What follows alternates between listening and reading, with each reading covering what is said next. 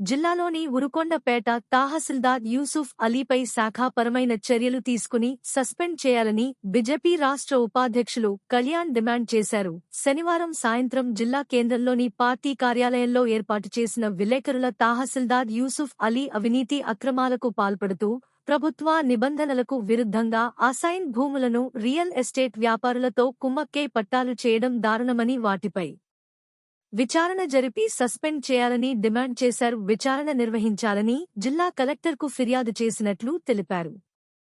ఉరుకొండ మండల కేంద్రంలో survey number 120లో 4 ఎకరాల 10 గుంటల అర్జెంటు భూమిని ఇతరులకు పట్టా చేయడంపై ఆయన ఆగ్రహం వ్యక్తం చేశారు. జిల్లా కలెక్టర్ గారికి వినతి పత్రం ఫిర్యాదు చేయడానికి ఊరుకొండ మండలం భూకుంభకోణం ఊరుకొండ ఎంఆర్ఓ గారు చేస్తున్న యూసుఫ్ అలీ ఎంఆర్ఓ ఒక భూదందా సీలింగ్ భూములకు పట్టాలు చేయడం, అదేవిధంగా దళితులకు గిరిజనులకు కేటాయించిన ఏదైతే భూములు ఉన్నాయో అవి అన్ని వివరంగా చెప్తా, అవి కబ్జా చేయాలని ప్రయత్నించే విషయంలో ఈరోజు పత్రికా సమావేశం నిర్వహించడం జరిగింది.